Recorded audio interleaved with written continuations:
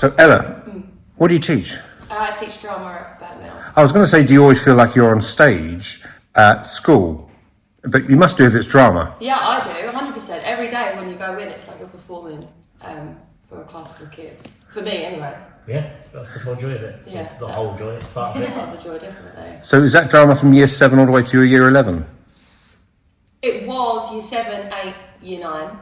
And then at year 9, they decide on their options. If they take it for their option, they do year 10 and year 11. And as I said, this interview is just going where we sit. Have you seen pupils and think you've got something about you when it comes to acting? Oh yeah, definitely. All the time at our school. Yeah. All the time. Yeah, all the time. That makes it worthwhile, doesn't it? Seeing those kids with that special kind of skill that you want to hone and mould.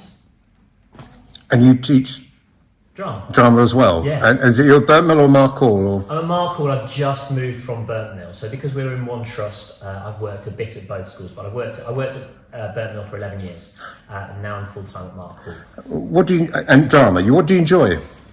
What do I enjoy? Oh, that's a good one, isn't it?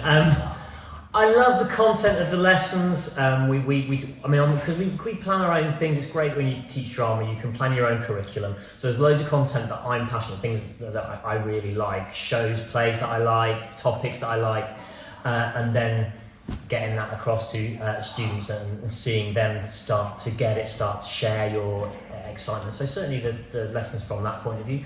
But really, we're making drama all the time. So I love making drama. And I get to make more drama than most people. I direct 3 or 4 short plays a year. In exam plays, I'll end up helping to write 3 or 4 plays. We'll do little plays with the Key Stage 3, and then there'll be a school musical as well. So making drama, we're doing it all the time. And Abby, speaking of school musicals, you had a school musical last year at Stewards, was? Yes, we did. We Will Rock You last year. It was amazing. It's the highlight of the year, the school musical.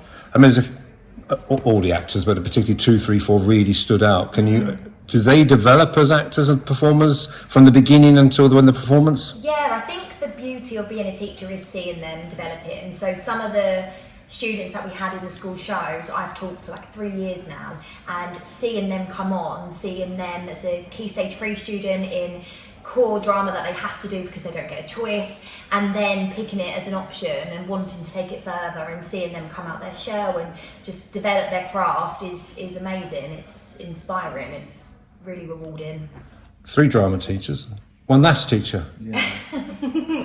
How do you express yourself in front of the class as a maths teacher? Well, my background's in acting, so I grew up doing amateur dramatics, and then I went to university and studied acting. And then I did a little bit of work professionally with some friends, and then realised very quickly that I could get the same enjoyment out of it by still doing amateur stuff without having to worry about where money was coming from, because you get to the point where you have to pick between, you're either all in and you're willing to do whatever it takes and risk going through times where you've not got that money behind you, or I can have a nice stable job and then still do things that I enjoy on the side. So I think every day for me, trying to get kids to love maths, trying to get kids to enjoy maths is acting in itself. It's acting in itself. So I think, every day you put on some kind of show just to try and engage the kids and the young people in what they do. And I think it pays off most of the time. And you're quite new to hats, aren't you? Yeah, this is my first hat show. So I lived in and around Stevenage for the last 2 years. So I worked with a company up there called the Stevenage Lytton Players, and I did a couple of plays over the last 2 years. And then I moved to Harlow properly about 4 months ago, and this came up, and I couldn't make the original audition day. And then they put the call out for extra males after the fact, and I was like, oh, I'm actually free that night. So I came along, auditioned, and then jumped straight in, knowing nobody in the room. Brave. So, Ella, tell us about Rock of Ages. And if you don't know, make it up. Rock of Ages is a musical. It follows 2 characters, one named Sherry and one named Drew. Sherry moves from a small town into the big city where she knows no one.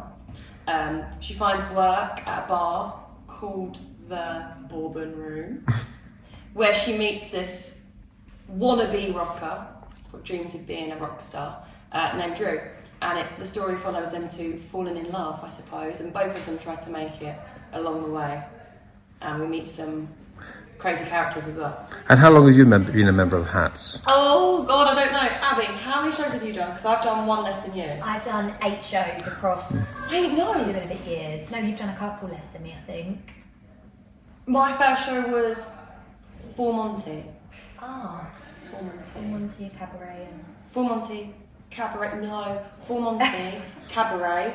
The Halloweeny show. Oh yeah, The Halloweeny show, Which is which called? was called Revival. The Revival, which we brought a school trip.